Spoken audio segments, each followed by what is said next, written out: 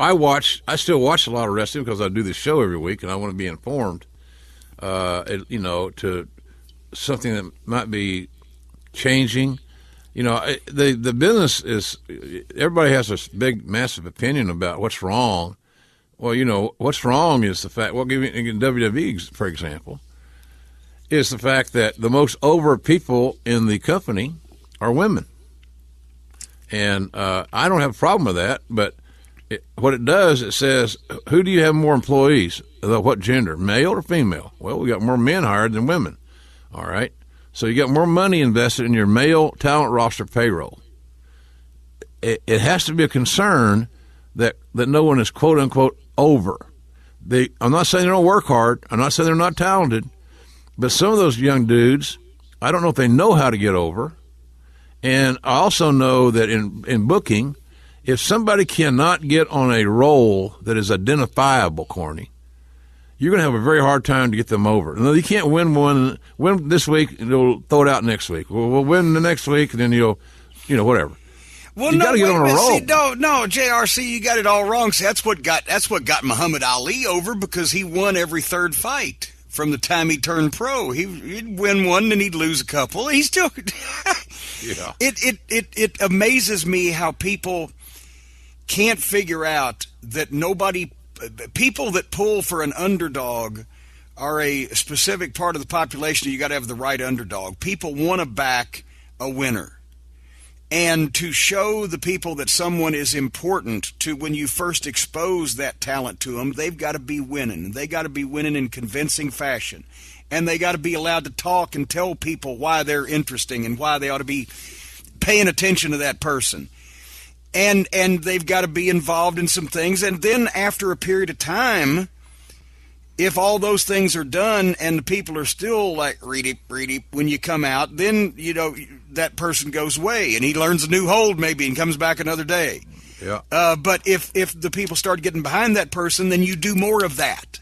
It's not that hard. But when people show up and are competitive right off the bat, with opponents that they're featured with on television, especially when those opponents have already been pigeonholed in a position where the people view them as guys on the card, preliminary wrestlers, the entertainment portion of the program, whatever, not the serious top stuff, and you go competitively with those people, then that automatically places you on that level in fans' eyes. It ain't that hard either. But they're trying to rewrite the mousetrap and invent a new book. I just can't understand the logic that some of these guys utilize. It's almost as if they are afraid to try new things, to create a new finish, perhaps. Either or amend their sequencing getting into the finish. Some guys get their 3 or 4 moves, bing, bing, bing, and then to the finish. It's that way every single time. And I think some of that gets a little bit redundant and overly predictable. I got no problem with predictability in wrestling if it's logic. If logic is being utilized, then why is that a bad thing? You say, well, it's like having a handicap match. I would never have anybody win a handicap match unless it's extreme circumstances, Corny, if you got one person wrestling 3. Unless those 3 are leaving right after the show's over. I might consider that. But what use do you have? What good are they to you now when they couldn't beat 3 of you couldn't beat one guy? I think the problem, and I've said this before, hopefully I haven't said it on your show, so I'm not repeating myself, but the problem has become that the people in both sides of the business now, the people in the ring and the people in the office and or boardroom controlling some of the business, they have gotten into wrestling because they are fans of the performance of wrestling, not the concept of wrestling. And as a result, it's more dependent on this somewhat, in my opinion, choreographed, I still hate to say this stuff in public, but choreographed athletic routine instead of simulated conflict. It's all about trying to have people playing parts instead of people being themselves, and themselves just being wild Indians, as we used to say, crazy people. It's all about structuring this thing up and down like a show instead of letting it be organic like it's supposed to be, because that's really what the basis of it is. We're going to try to blur the lines of reality so much that you will believe this conflict, where even if you don't believe the rest of the stuff we do, those two guys are mad. But the fans of the performance of wrestling want to do these athletic choreographed displays. One of the biggest pops that we ever got, the Midnight Express, when we were in the ring in a major coliseum, which was the Charlotte Coliseum. There was 12,000 people there.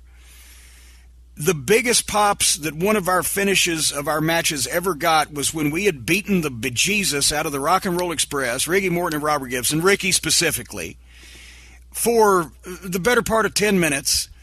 And the Midnight Express had done a move where Bobby would hook Ricky's legs and do the old boomerang thing, boomerang him up into Dennis's clothesline, right? Mm-hmm. And they did that to him twice. And the third time they did it to him, Robert Gibson jumped over the top rope and gut-shotted Dennis, which bent him over. So when Ricky got boomeranged up, he sunset flipped Dennis 1, 2, 3. That was the entire comeback and finish. One offensive move by the tag team that we were wrestling, and the place blew because they foiled us. It's not about sequences of routines. It's about getting people into what you're doing and then surprising them in a contest that they can emotionally attach themselves to. But right now it's a Saturday Night Live sketch in some places because people are looking at it like, let's put this car wreck together as seamlessly as we possibly can so everybody knows it's a routine.